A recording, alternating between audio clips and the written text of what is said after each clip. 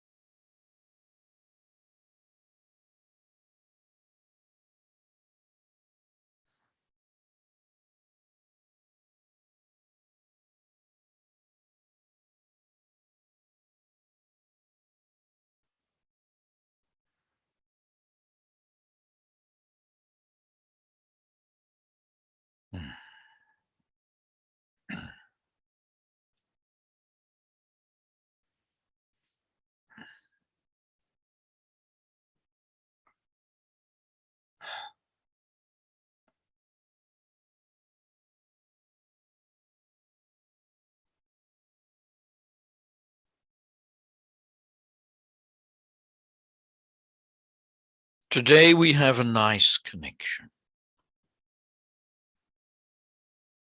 Strong and true.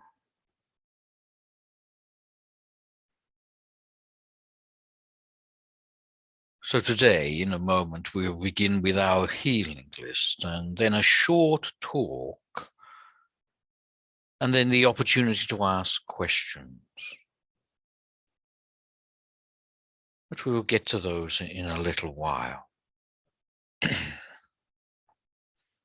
Today is the last one of this group for this year. And it will continue in the first week of February. I believe that is either the 7th or the 6th, depending on which side of the world you are on.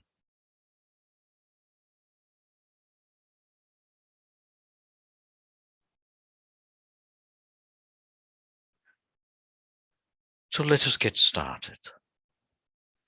Brandon, I believe we have a list of names. Yes, I do.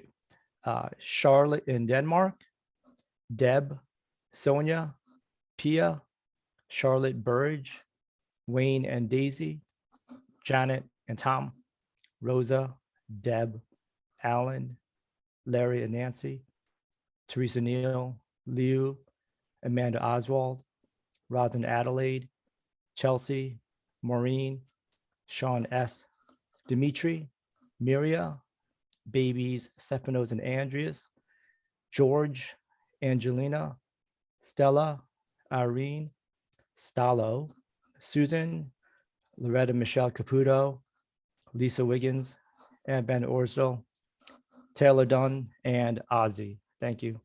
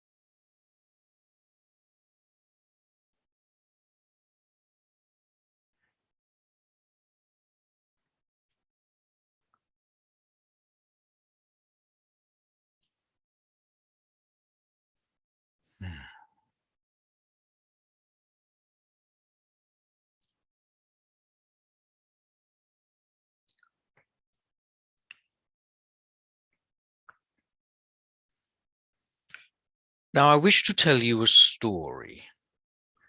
You may consider it a fable, but it is very appropriate for where we are.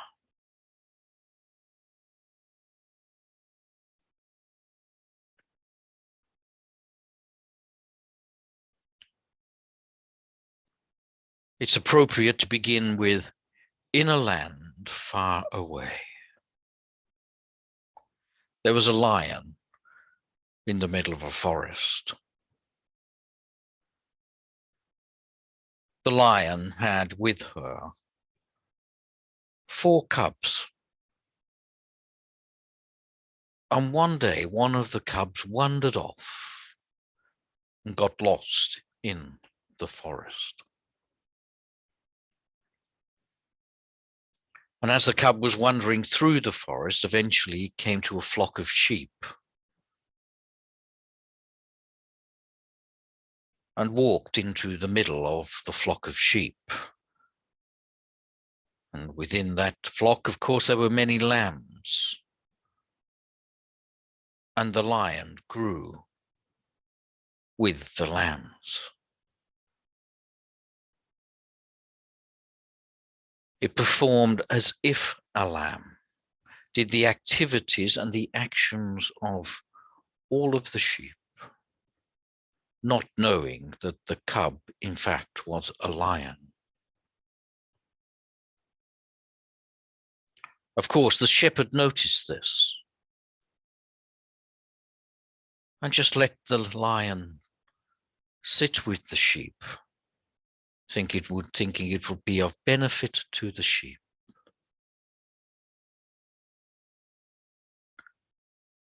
After a period of time, the lion grew, and the shepherd thought, he will move his sheep to a forest where there are no other lions, because one day there would be a lion roar and the cub may respond. So he took them to another forest.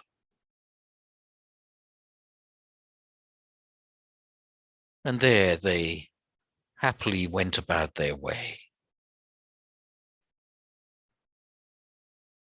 But one day, a lion did come and found the sheep.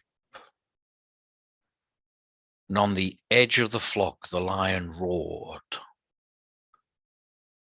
And all of the sheep and the lion ran away.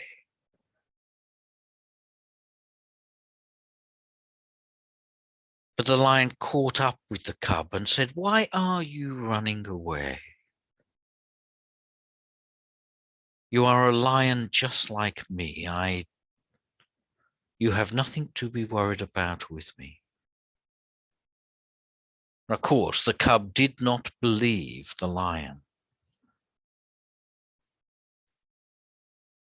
So he took him to a pond and showed his reflection.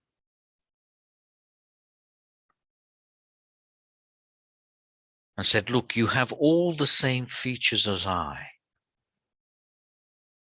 You are not a sheep, you are a lion." And the lion roared and the cub roared with the lion.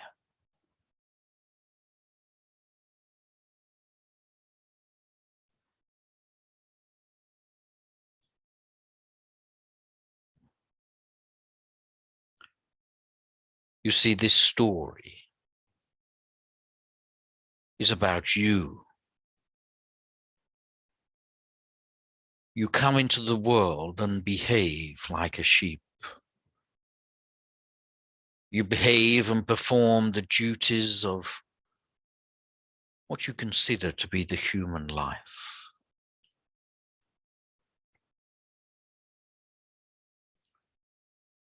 It is only when someone points out to you the truth of spirit, of your spiritual nature, do you then realize that you are far more than a sheep.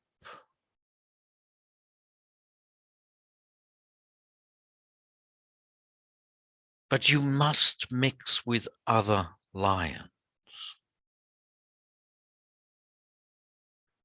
You must be with those which are spiritual.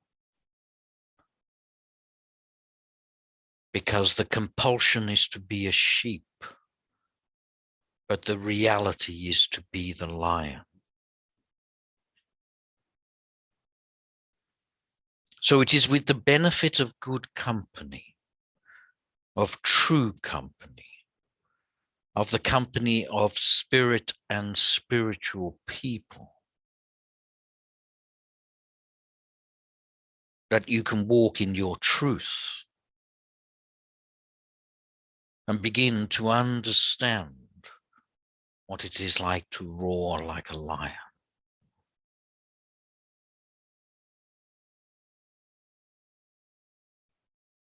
Yet as soon as you close your eyes, you live the life of the sheep.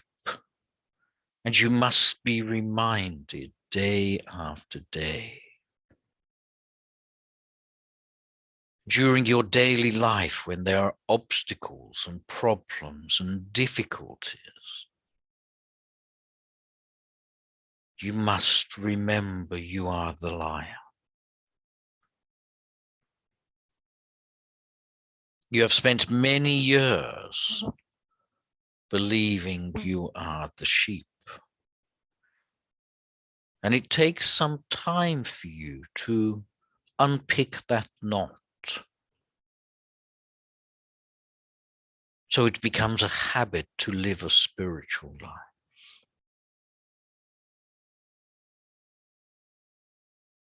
And some say, I cannot be spiritual until I go past a certain situation.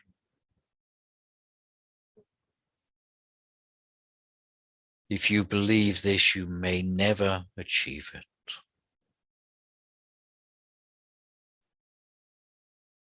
Look at your own reflection.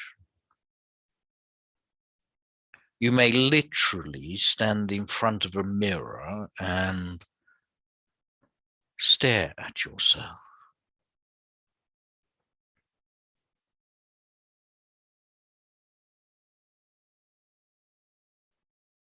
And eventually, then through there, you will step across a doorway to the other side of the mirror.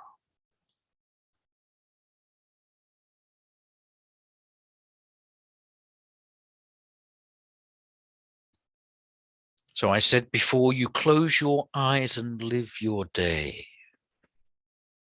It is time for you to open your eyes.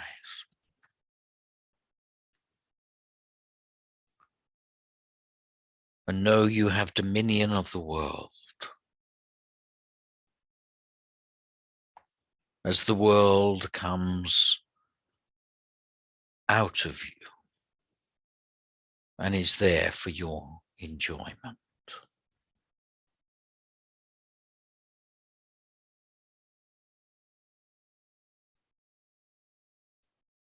The story of the lion and the lamb, of course, seems very inconsequential.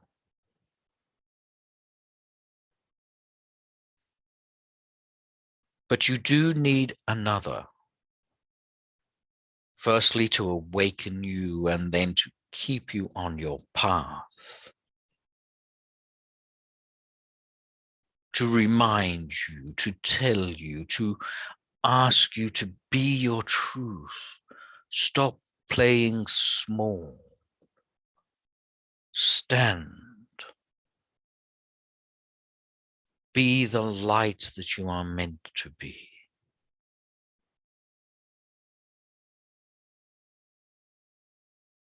And although these words within the depth of your soul resonate in the truth that lies there,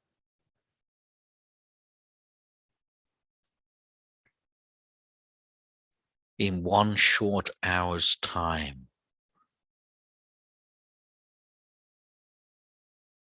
unless you are sufficiently practiced, you will close your eyes and live the life of a sheep.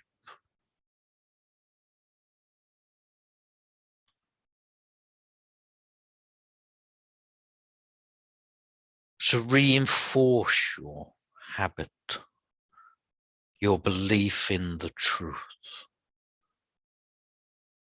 the experiences that you have had, the depth of your beauty, let it shine into the world. Step back from being a sheep.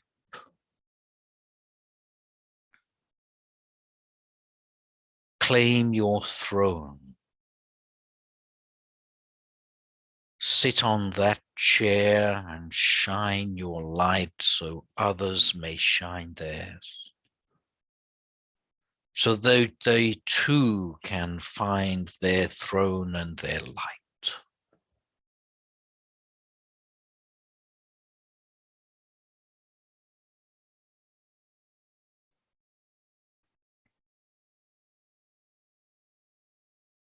But do not judge them. They just haven't found their way just yet. That is why you are here. Your gift comes in many disguises. It is all just an expression of light. Use it as you see fit.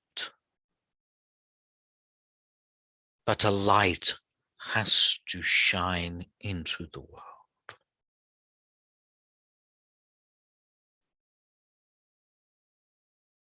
You'll reaffirm your nature as a lion by shining the light of the lion.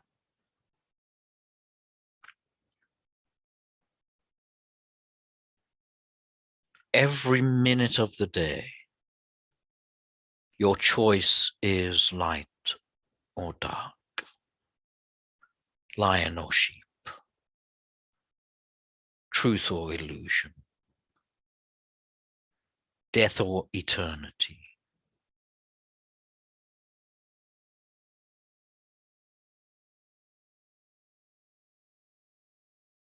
Every minute you pick that choice.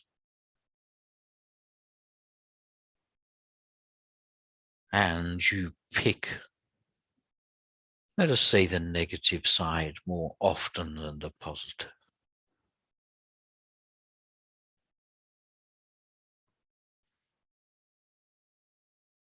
Be still and know.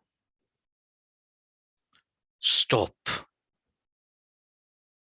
Come back to the light.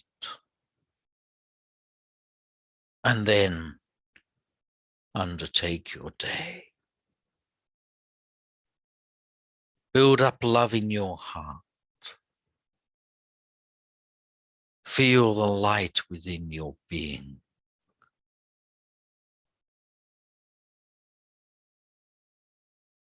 And then act.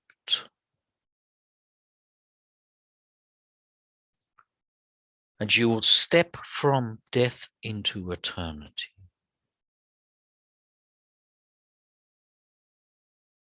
You'll step back from the movie screen into the audience and create that hole in the veil.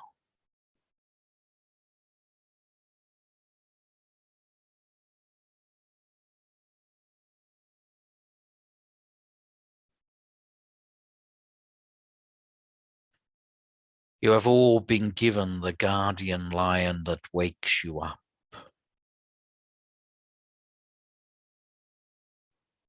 And these talks are the talks which has taken you to the edge of the pond to see your reflection.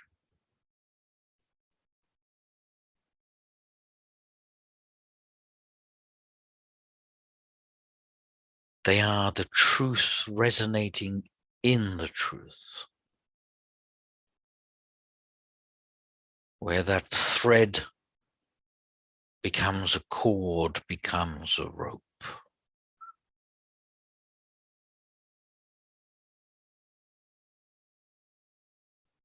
And the truth then is set within you.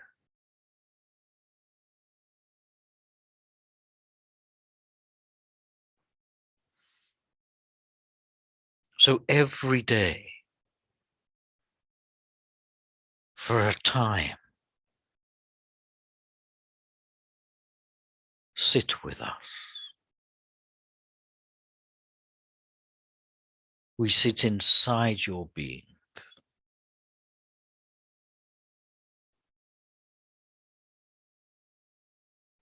You do not need to go to a church or a temple or a cave. We sit within your being.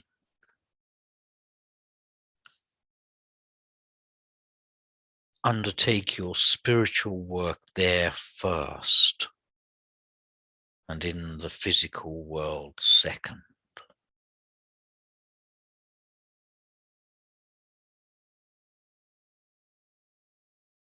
It is time to shine, to roar, to be the truth that you are, to see your reflection in your majesty.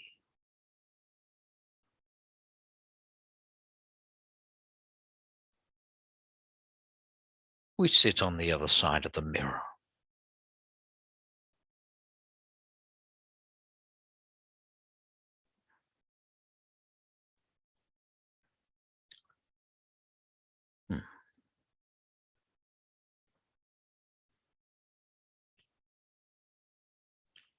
Now we will open ourselves for question. If you have a preference, you can ask for another personality. Otherwise, it will be this personality that talks.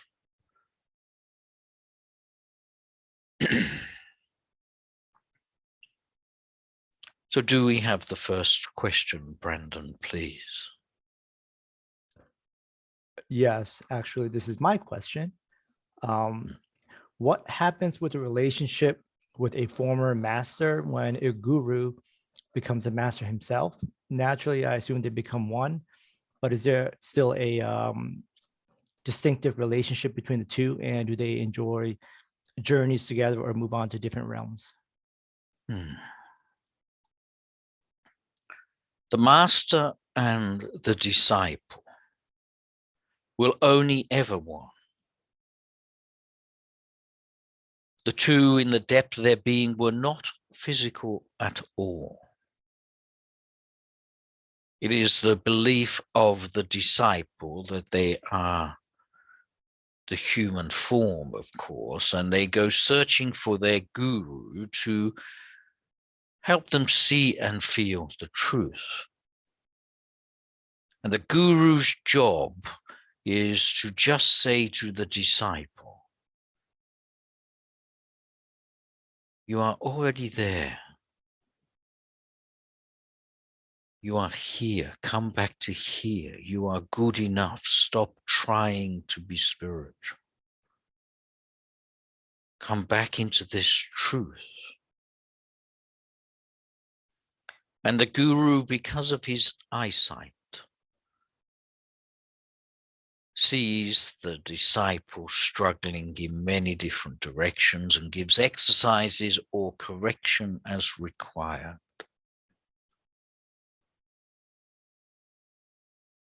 The guru is breaking away the obstacles that the light must shine through.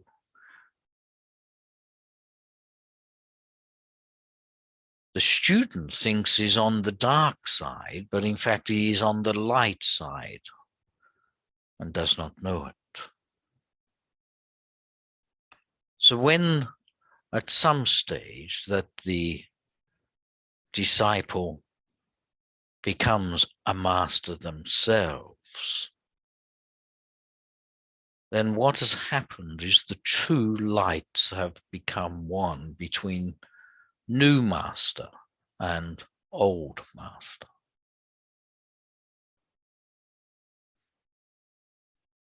The light I am talking about is only ever one. It is not two, it is one.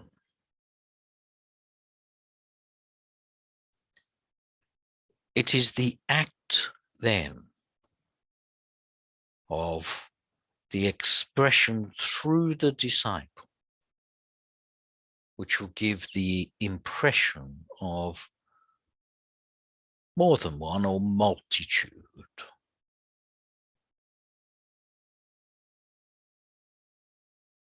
It is exactly the same with this process that is being demonstrated to you now.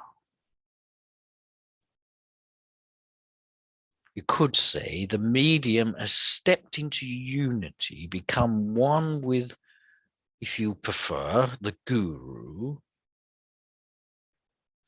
But the guru must use the language of the disciple in order to be felt, seen, or heard.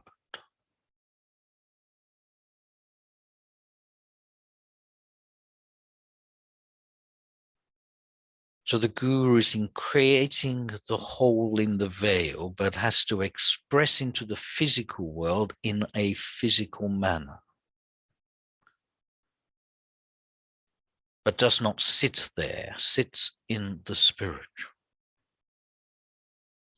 So when the death of a body happens, it makes no difference to the relationship. It is only the physical side that mourns.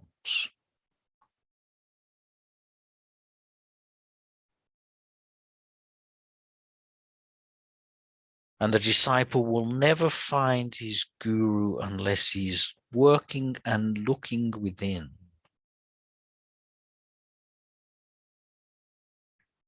That is why you need to create a hole in the veil to put your head through and see your guru and yourself sitting behind the veil. So one side is separation, one side is unity.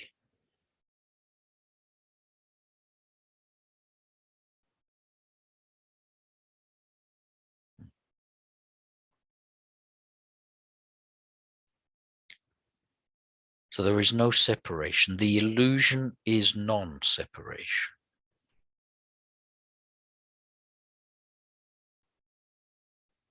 Now that new master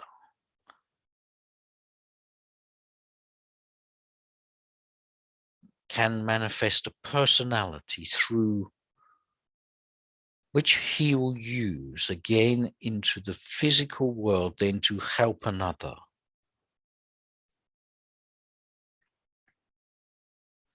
To remind the other of the light. And when that disciple puts his head through the hole, he will see that his guru and himself and all other gurus are sitting there. The fallacy is thinking a guru is physical. It is right, like saying the spirit is physical. A spirit is never physical. It may use the physical form, but is never born, but only observes. Does that answer your question, Brent? It does. Thank you so much for that. We have our next question going over to Melada. Hi, Ignatius. Good morning. Good morning. My question is, I, for some time, have had energy that flows through my physical being pretty much 24/7, 24 hours a day. It flows from my feet up through my spine, and I can feel it come out of my heart and my crown. But at times, I have a tendency to shock other people without meaning to, and I just want to make sure I'm not doing something wrong. What do you think is happening? I think I'm, I think maybe I'm just in touch with the earth and then the astral realm at the same time, and so the energy is flowing through. I don't know. I presume you feel the energy most strongly on the lower parts of your body. Would that be correct? From your Yes. waist downwards, in particular your fingers and also your feet. Would that be true as well? And then you feel it quite intensely rising up your abdomen to your solar plexus and then to your heart. Would that be true as well? Yes. And also, I believe that you will feel activation around your throat. Yes. Right. Now, my dear, let's look at this logically. And I must look into your energy to give you a deep answer. And that is, you are feeling quite commonly that there is movement of energy up through you, coming up to the point of somewhere between heart and throat. And then there is also the beginning of visions which are being seen in your third eye and the clarity of guides in your crown. Now, in these cases for you, and I answer this specifically for you, there is a rising of your Kundalini energy, And the energy is going up through your system as you clear away obstacles to the rising of this energy. It will give you a sensation beyond any physical sensation. All energy centers up to this point will be activated and you will feel electric. And that electricity is now at the point of your throat. And you will find that this will be activated in many ways. But for you, it is then the colors that start to shine through. You see a blue and a white. Now for you, again, they are third eye and crown in this case. It is the walking through the tunnel towards the belief of spirit. The rising of your Kundalini energy is at the block of the egoic realm. Now, the egoic realm and the belief in the ego is now the difference between looking in the pond and seeing your reflection as compared to becoming the lion itself. The reflection sees the truth, but the lion must embody the truth in order to become the lion. It is going past the belief of body into the realm of spirit. Your nature means that you have evolved to such a level that this sits waiting for you.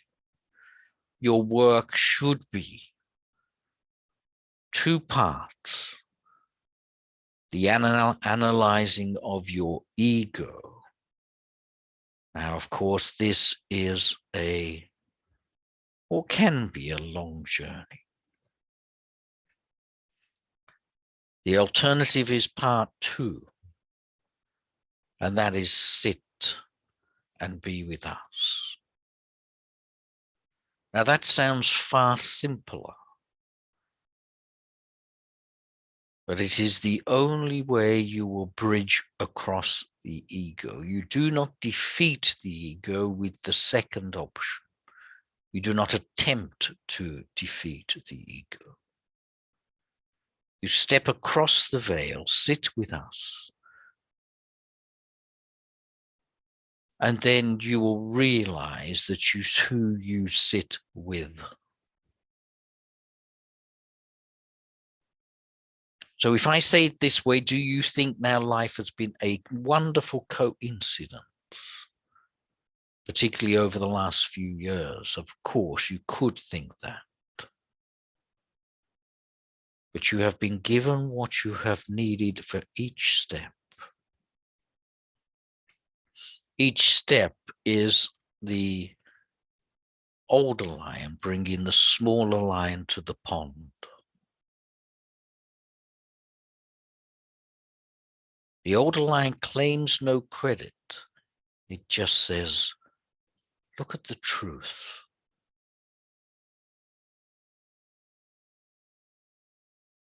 Now, many get to the point that you are, only to turn back. Many sit at this point and wait at this doorway for millennia.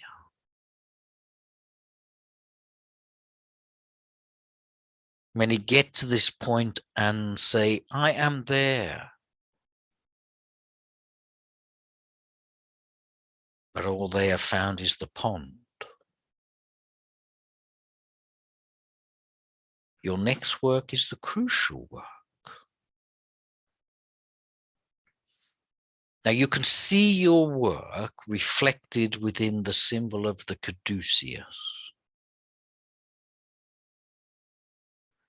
You can see the work of what you have done and what you now lies in front of you in that symbol.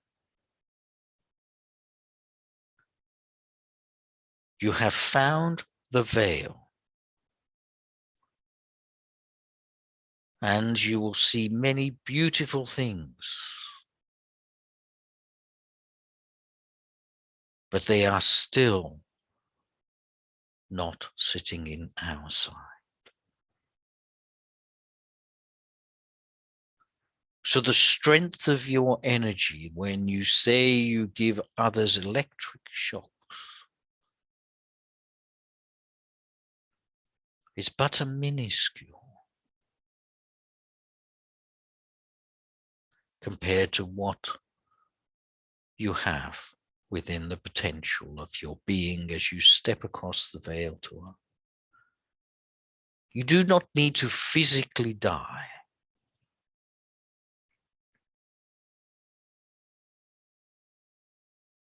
You just need to now become the lion. I have said to you before and said you are walking a path. You see yourself at the back of a trail of masters. I'm sure you remember that talk some months ago. And I Yes. said to you, you are taking the journey from disciple to guide. And I just told you all about that with the question from Brandon.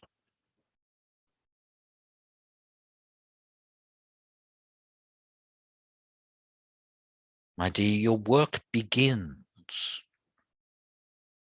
Your work is not ending. You have found a way. Now you sit here for millennia or you do not.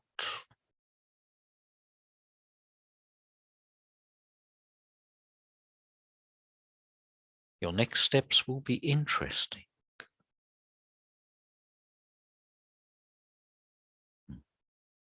Perhaps I should leave you with that conundrum.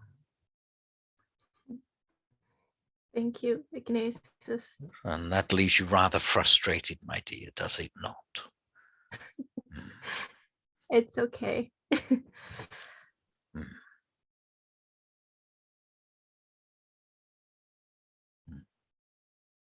And the next question, please, Brandon. Yes, our next question goes to Anne. Anne, would you like to ask your question? Ah, Yes. Hi, thank you so much.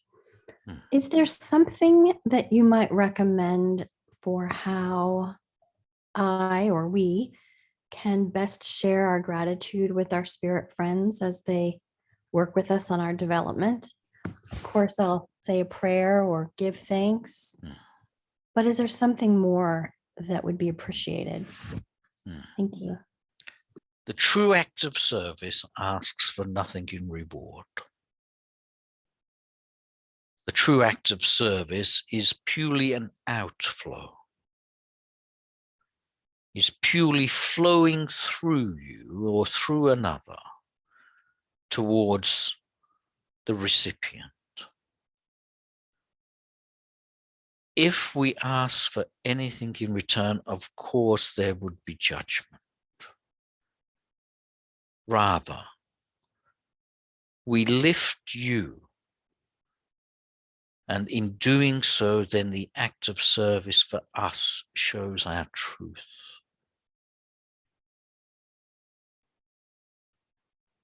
The only way you can show your gratitude is to be the light. We ask nothing more.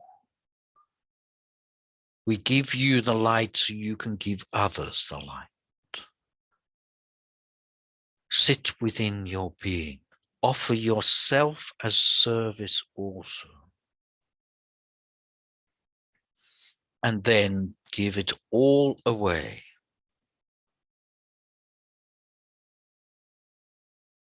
Give every last drop of your light away. Give every ounce of your love to another.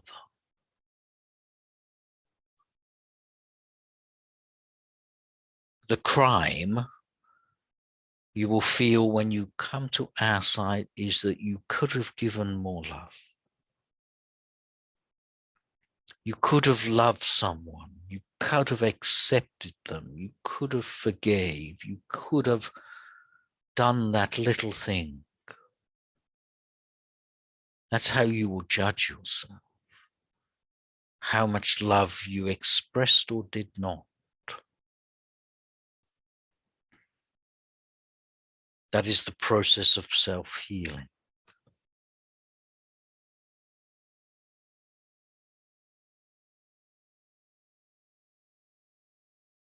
Offer yourself as service. And if your heart is true,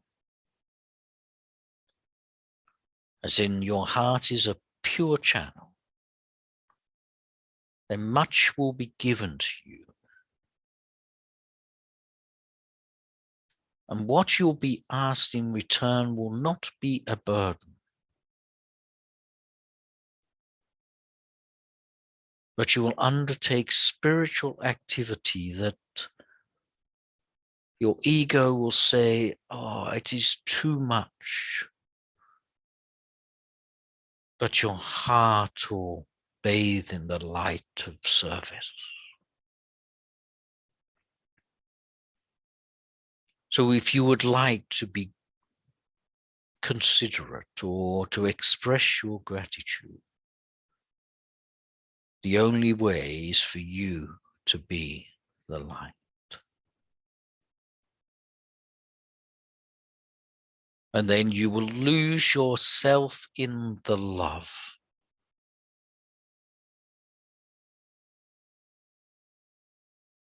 And I am not talking a cupful. And that is why you will enter the kingdom of heaven with another, because you have to give it to them as well.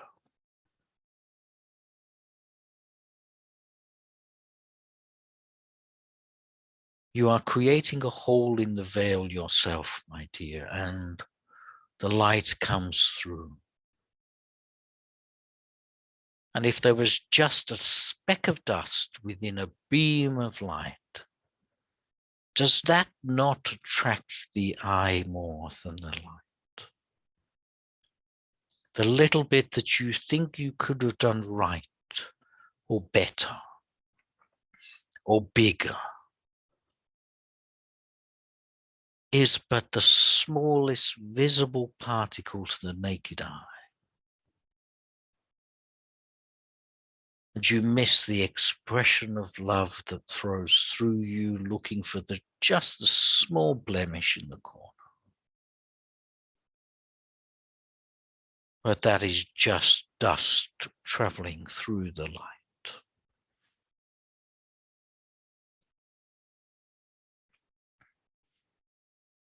In the coming weeks, and then into early next year, you have the gift of family being with you.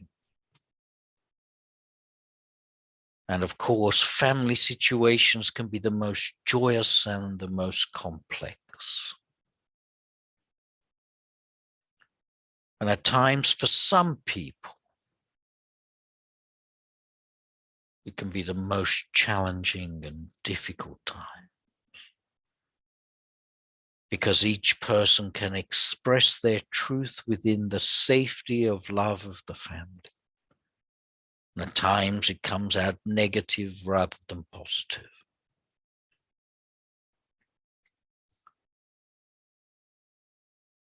But those family members that challenge the rest of the family so much are often seen as the negative ones, the difficult ones.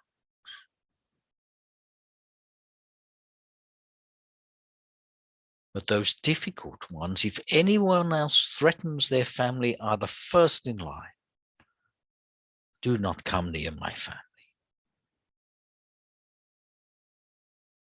Internally, they may be difficult, but outside, they may be a lion. They express their love within the safety of family. and prove their love external to their family.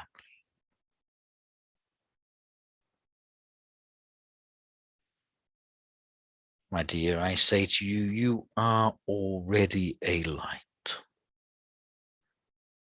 You are already expressing your light and the love that is there. It is more than enough for us. We ask nothing, but will give everything. There's nothing that we have that we would not give to you.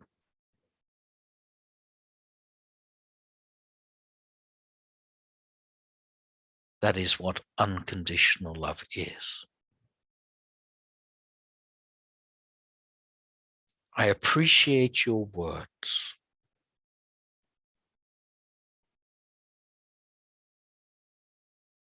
Just express your light. The truth is there.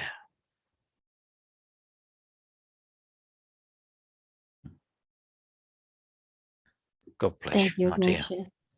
Thank you so much. And thank you. It is important to say thank you too, I believe, so that you know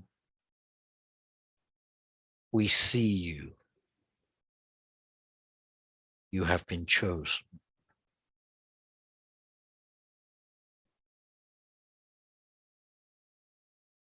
God bless you. God bless you. Thank you. And Brandon, do we have time for another? Yes, we do. This question comes from Karen in the group. I will read it for her. Can you please comment on the light and so much beauty being surrounded by suffering? Staying in the light can bring conflict or disjointness in our human roles with others. That's the question from Karen. People say, or that question infers, let me be correct. The question infers that people have light, but they are surrounded by suffering. I believe I have that the correct way, do I? Yeah. Now, the truth is, it is the other way round. The suffering is within the light, but the person is trying to express their light into the world. If you think of the analogy again of, let's say, a veil with a hole in, and let us say one side is love and the other side is troubled. Now, the little hole in the veil gives love into the world. And the seeker then finds that little bit of love in their own peace, in their own little part of the world, within their heart, say. Within their heart, they know the truth. Yet they are surrounded by the difficulties and dramas and problems and illusion. Now, the person either concentrates on the drama or concentrates on the light. Whichever one you concentrate on will grow. Pick. Now, it's easy to say, I will concentrate on the light, but you have to work within the drama. And the way to do this is always to first come back to the light. Let that light be your guide. Let that light be your truth. So even if a child is annoying you and bothering you and asking much of you, when perhaps you want just a little bit of quiet, when you have love in your heart or light in your heart, that child will pick up on that. And then there's a little bit more light in the world. Concentrate first on the light and then on what needs to be done. And then you will bring a little light more and more into the world. Now, in your case, my dear, specifically you, Karen, you are beginning to awaken. And you are beginning to realize that indeed there is a light, or indeed there is a spirit. And that spirit is burning, of course, within you. It is that inner light. And what happens is the egoic mind is challenged. And the ego then tries to defend itself. It creates more drama, more problem, because the ego needs the drama of the play. And so the drama seems to intensify, gets bigger. Whether it does or not is maybe another matter, but it appears to get bigger. And your life seems to be harder, not easier. And people demand more of you. There is less, or appears to be less, time for your practice, time for you to come home, time for you to sit in meditation, times where you can just be with yourself. The ego is doing everything to hold on to its existence as you try to step away from the existence. The ego will say to you, you should do and you should not do. It'll say you should meditate and then say, I shouldn't be meditating, I should be spending time with another. It is always the voice of the ego.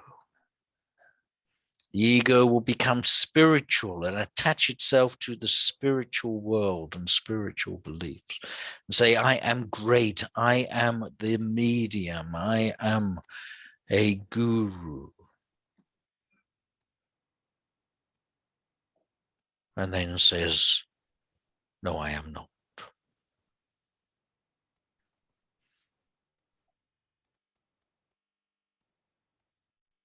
You are awakening. The ego is at the edge of destruction.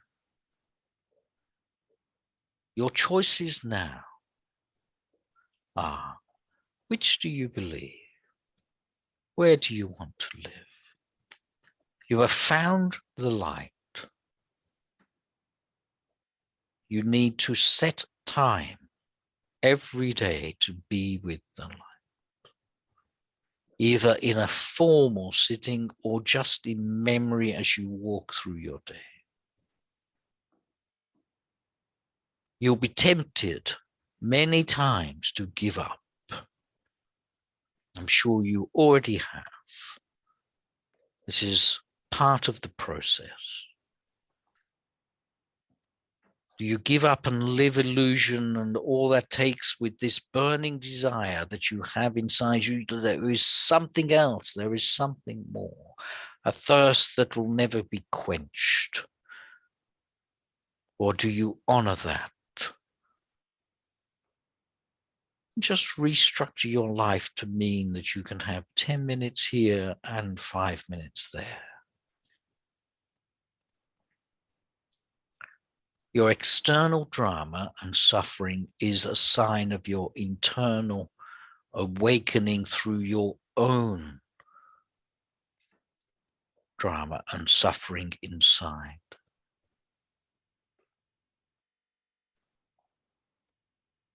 The agitation inside is reflected in the agitation outside. Yet the light is still there with you, my dear. You know this, you feel this, you know the truth I am talking to you about. And you know deep in your being that you must follow your truth. It does not ask you to go live in a cave. It asks you just to be with it.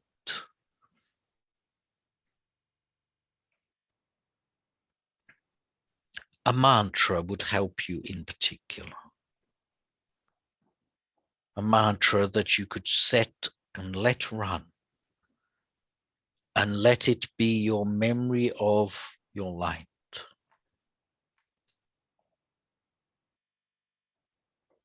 I suggest for you that you should do your research and look, in your case, for the mantra for green Tara.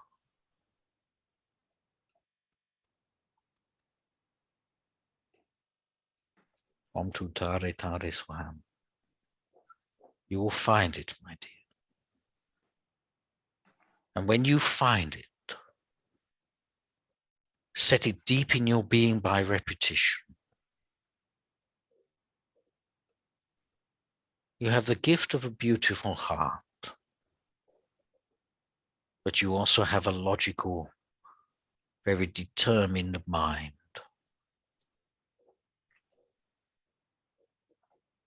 Green Tara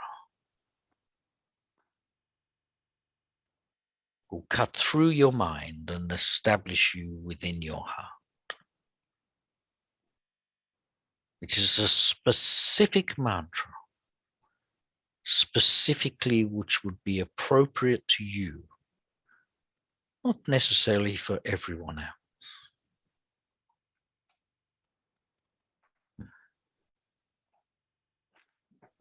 The light is the truth.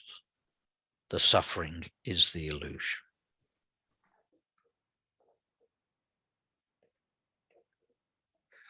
Thank you.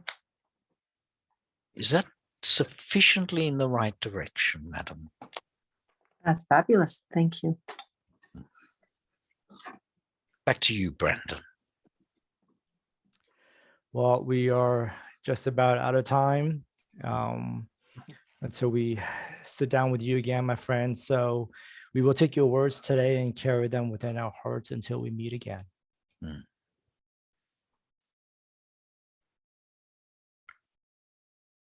Let the light of spirit into your Christmas, and know that we are always there. God bless you all.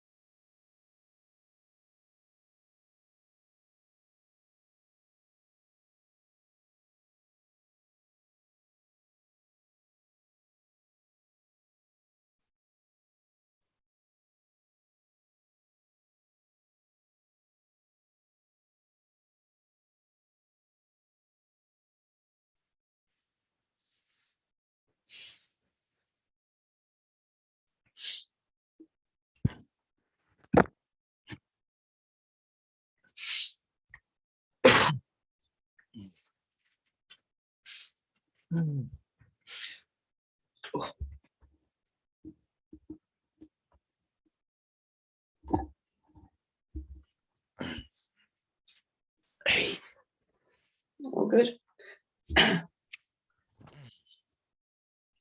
was it good? It was excellent today. You need Was to it? stand. Yeah.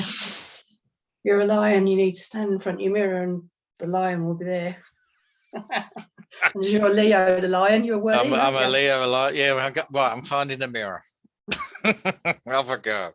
No, it's very good today. It was really on point. Was he? Oh, okay, good. All right. Thanks, Well, Mark. I'm Thank you, glad you Mark. enjoyed it. My pleasure. See you all. I don't know, whenever. Next year. So, Merry Christmas, Yeah, Merry Christmas, Happy New everybody. Year. Happy New Yeah. Year. You take care. holidays, all that good stuff. Yeah. Thank you. Same All to right. everyone. All right, Bye. everybody. See you. Bye. Merry Bye. Christmas. Bye, everyone.